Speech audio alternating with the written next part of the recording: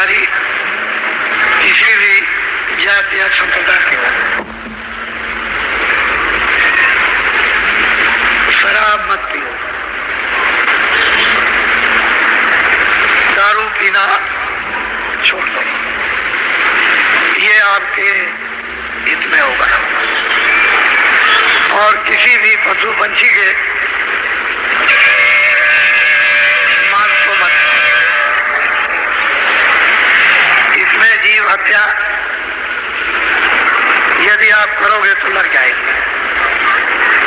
जिन्होंने ये काम किया उनको लग गई और वो जीव हत्या छूट नहीं सकती।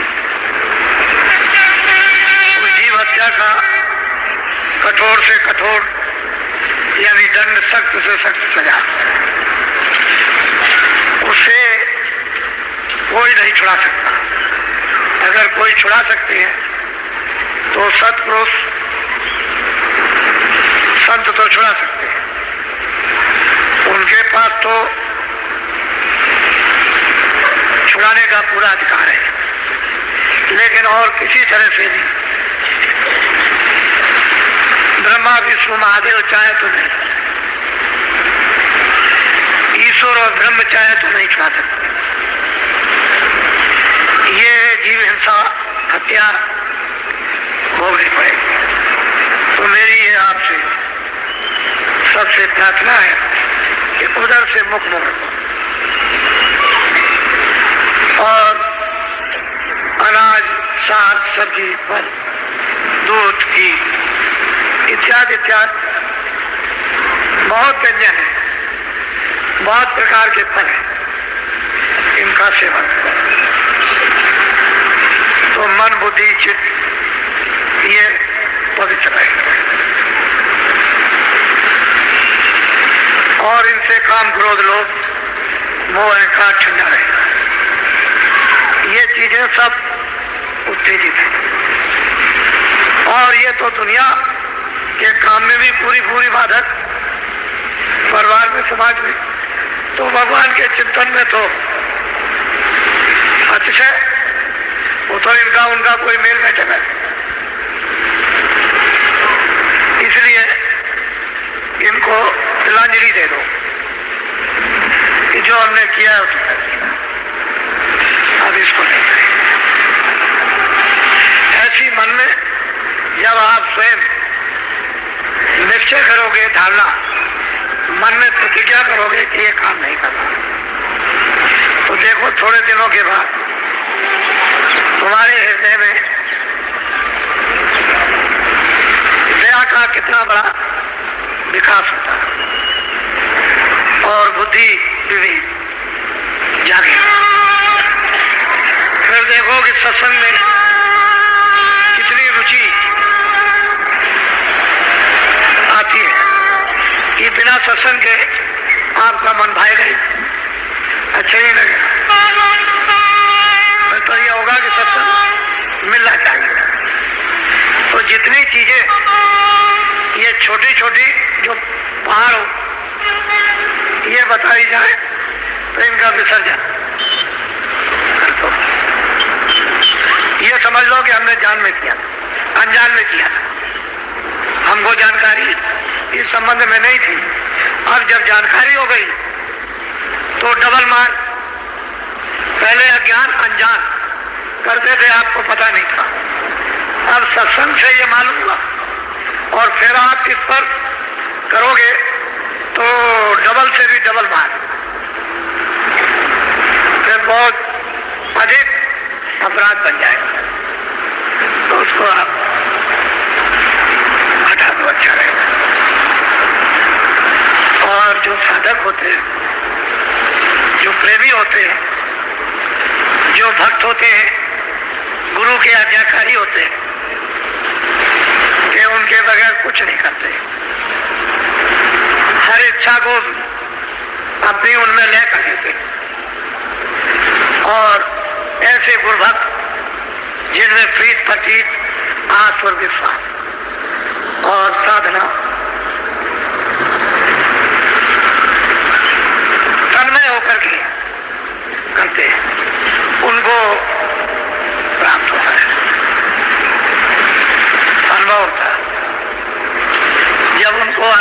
लगता है तो अपने गुरु से पूछते हैं कि महाराज ये बहुत भांत भांत के आप वचन सुनाते, लेकिन ये नहीं बताया कि आप कौन हो। कुछ अपना भेद तो बता दीजिए कि आप है कौन और क्या चाहते हैं हमसे। हमारे ऊपर इतना दबाव क्यों डाला, यदि जोर दिया जा रहा तो बहुत प्यार से वो भक्त वैसे जगी हुई सूरत है, सो नहीं रही, जाग गई, पूछती है कुछ अपना भेद बताइए जिसमें हमारा भी हित होगा और ये बेचारे जितने भी हैं इनका भी कल्याण हो जाएगा। तो भक्त अपने स्वामी से ऐसा प्रश्न करते हैं जो सबके लिए हो, किसी एक के लिए नहीं, सब को लाभकारी। तो आज थोड़ा सा भक्त का प्रश्न और स्वामी का उत्तर वो आपको बताया जा रहा है। भक्त भक्ति होते हैं, उन भक्तों की तारीफ महिमा कोई कर नहीं सकता, ऐसे भक्त होते हैं। अब वो जो कुछ भी कहेंगे उसको आप बहुत ही ध्यान देकर और सुनेंगे और बुद्धि से सोचेंगे। सब सूरते पूछे एक बाता, स्वामी देव वेद विख्याता। सूरत में जो जाग गई मनुष्य रूपी मंदिर में, वो पूछती है कि स्वामी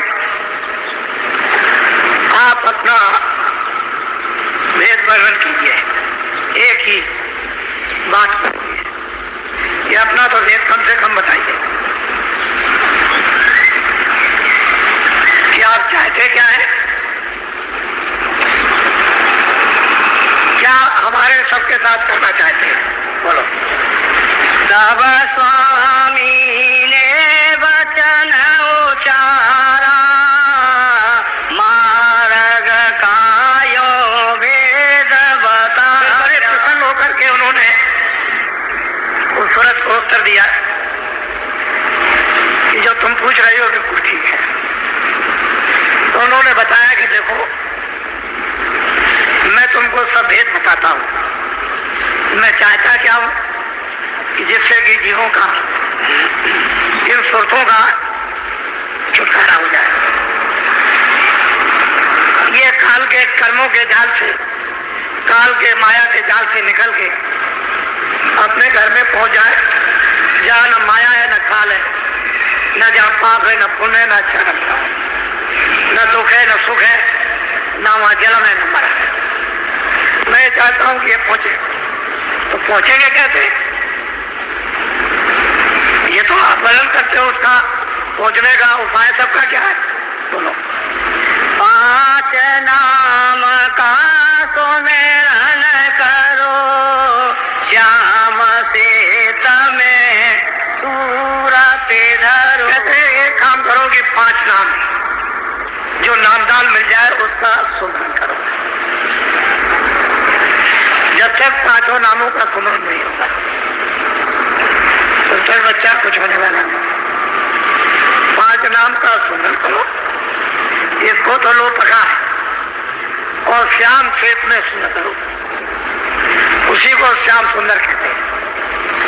वो श्याम भी है और श्वेत भी है। श्वेत कहते हैं सफेद, श्वेत श्याम श्वेत, शैतल कमल में दोनों रूप है, श्याम भी है और श्वेत भी है। कहते हैं उसमें अपनी सूरत लगा दो, 5 नाम का स्मरण करो। जब आप स्मरण करोगे तो पहले नाम का उसे आप याद करो। ये करो कि 5 नाम का जो गुरु विधि युक्ति दे दे उसी के अनुसार स्मरण करो। श्याम श्वेत में अपनी दृष्टि जमाओ, जो सहजल कमल में श्याम सुंदर, जिनको निरंजन भगवान कहते हैं। ये काम करो। जब ये करने लगोगे तो धीरे धीरे सुमरन करेंगे। उस सुमरन का फल ये होगा कि दृष्टि आपकी अंदर में एकाग्र होने लगेगी। जहां अंधेरा है वहां प्रकाश हो जाएगा।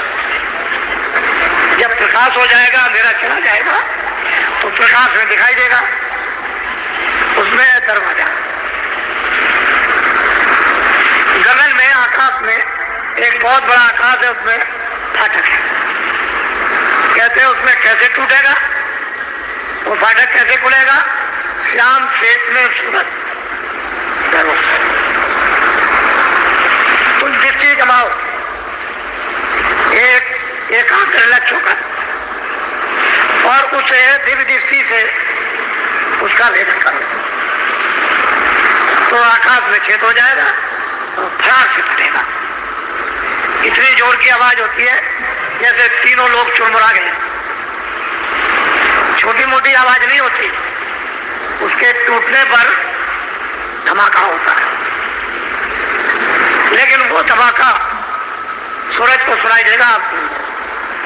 अगर बाहर के कानों को वो धमाका सुनाई देगा तो ये कान के सब के पर्दे फट जाए, इतनी आवाज है। श्याम श्वेत में सूरज है, वो श्याम भी है और वो श्वेत, श्वेत तो गुरु बैठे हुए, और श्याम जो है वो निरंजन भगवान है। इन्हीं के भेजे से जब यहाँ ठीक करना था इसे धर्म मूवी पाप आत्माओं को, तो इन्हीं के आदेश से राम का अयोध्या में जन्म हुआ कि जाओ धर्म की मर्यादाएं और राक्षसों का ये सफाया कर दो। तो निरंजन भगवान के राम होता। अब वो कहते हैं कि तुम 5 नाम का स्मरण करो और श्याम श्वेत में स्मरण करो। बोलो।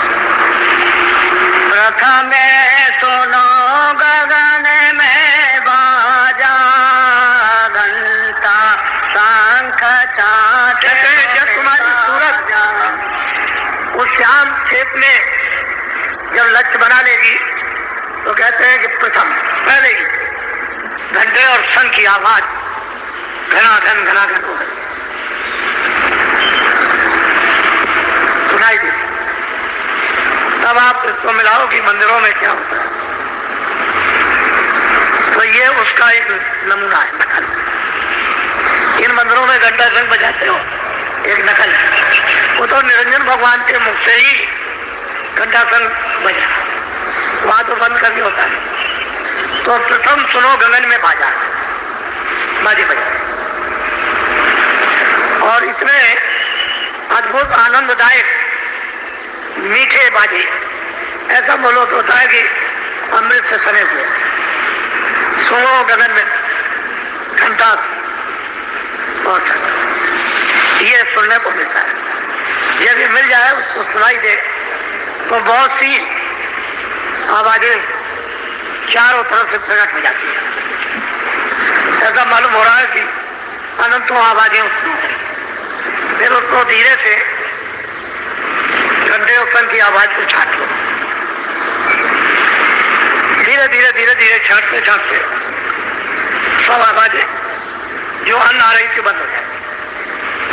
उस आवाज के सामने वो आवाजें ले हो जाएगी, बंद नहीं होती, उस आवाज में सुनाई नहीं देती। जैसे कोई अब आवाज हो रही है और आप बोलते रहो छोटी मोटी आवाज से तो सुनाई नहीं देता है।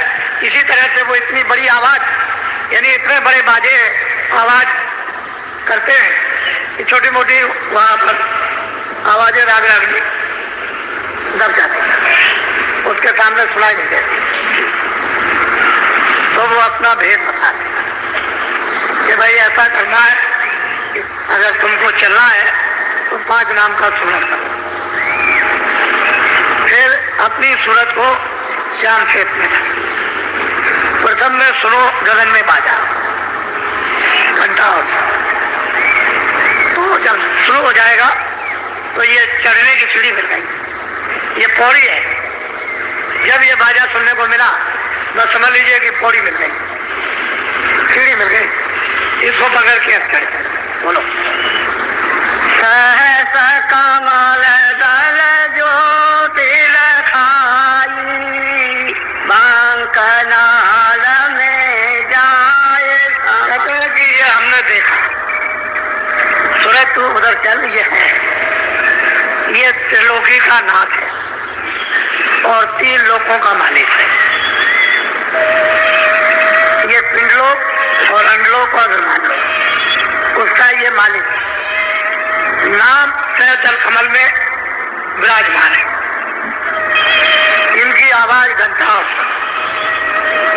इसको सुनो और इसमें मिलो, लय हो जाओ तो ये खबर पड़ेगी कि ऊपर से भी आवाज आ रही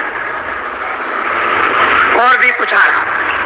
बोलो ओंकार और राग दोने लाई आगे पाँवती तो न लगा।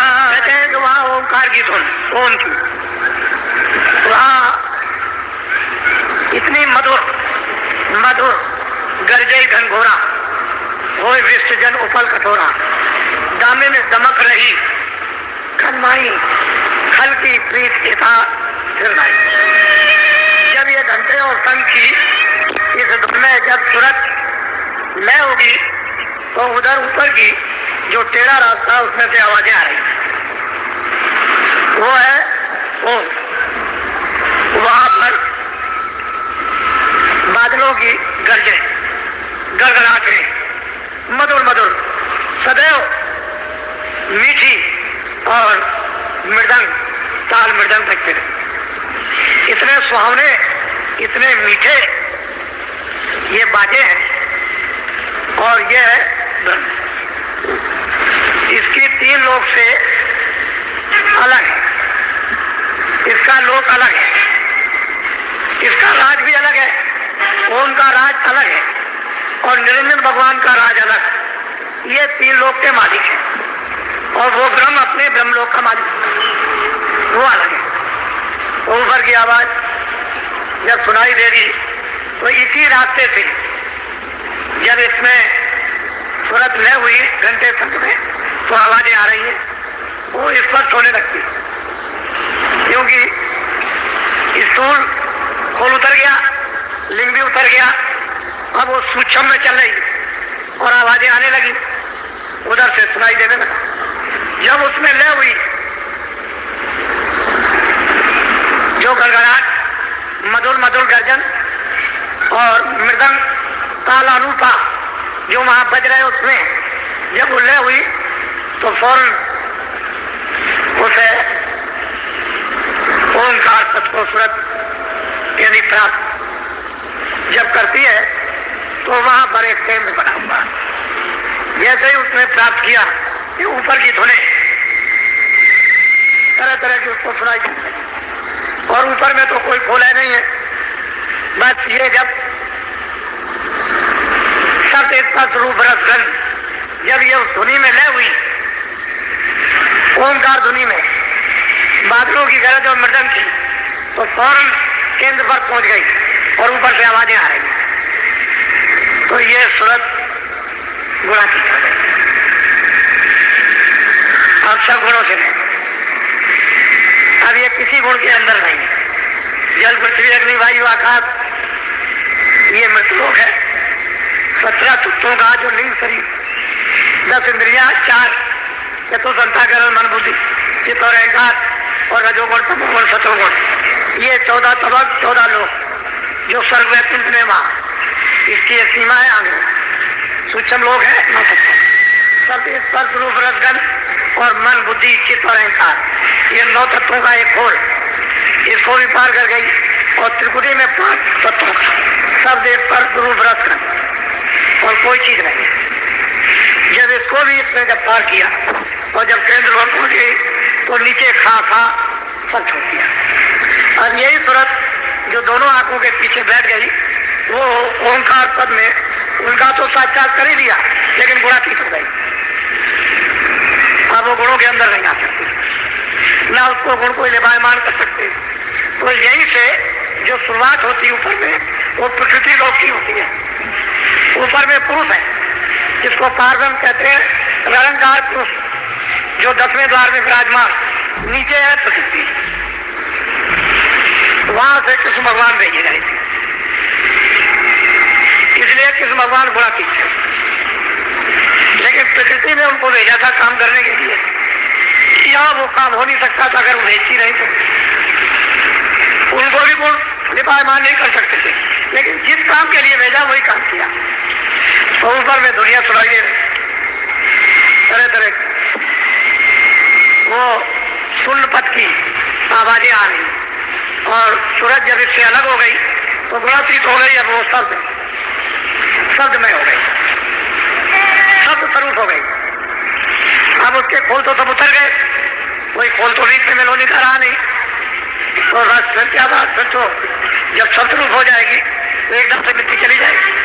बोल आगे पहुंची सोना मजार, निरंकार दोने सोनी। बहुत प्यार से समझा रहे हैं भक्तों, देख भाई यहाँ तक, यहाँ के तो तुम हो गई। रास्ता तो चढ़ने का ही है, घर में पहुंचने का। जब उसने उस आवाज को निरंकार की तिमरी सारंगी सुनी तो उसमें लय हो गई। फिर तो उसको सहूलियत हो गई, कोई बंधन नहीं रहा इधर का, कोई चिंता, कोई फिक्र, कोई लगाव किसी तरह। मन को भी छोड़ दिया, बुद्धि को भी छोड़ दिया, चित्त को भी छोड़ दिया, काम क्रोध भी छूट गए, ये सबसे अलग हो गई। प्राण भी छूट गए, सब नीचे रह गए, अपने अपने भंडार में लय हो गए।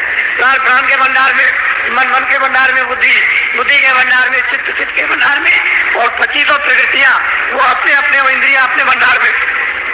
ये सब लय होती गई, खाली सूरत रह गई, एक जीवन।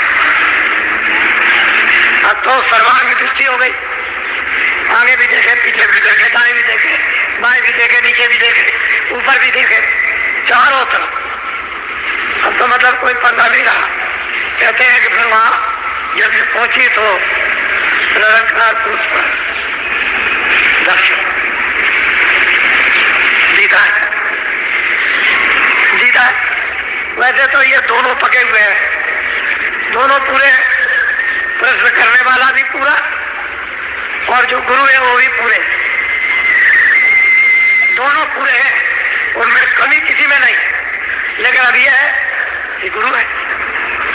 ये प्रश्न क्यों किया गया आपके लिए, जगत के जीवों के लिए? ये कैसे पहुंचेंगे, कहाँ कहाँ होकर के जाएंगे, तो वो पता ठिकाना रास्ते का एक संकेत धीरे धीरे से आएगा कि अगर ऐसे ये सूरज चले, 5 नाम का सुमरन करे, ऐसे ध्यान लगाए, ऐसे कामों से भजन करे, तो इस तरह से श्याम से मैं अपनी सूरत को उस रूप में जमाए, और जब दृष्टि एकाग्र हो जाए तो उसका भी साक्षात्कार, ब्रह्म का भी साक्षात्कार, पार ब्रह्म में समाई उनका भी साक्षात्कार। ऊपर सब आवाजें आ रही है, निर्गोल एकदम अलग अलग। फिर वहां कोई पर्दा तो है नहीं, आवाजें कोई बंद नहीं है, तो इतनी आज सर्वत्र है, सारा चेतन सत्य का ही सारा कारखाना है, सारी रचना शब्द में, कुछ नहीं, सत्य की वो चेतन सत्य एक प्रकाश है, उसी में से निकल रहा। अगर शब्द ना हो तो प्रकाश नहीं होगा। सारी रचना ही पूरी चेतन का है। वहां जड़ का कोई भी नाम, निशान और आवाज वहां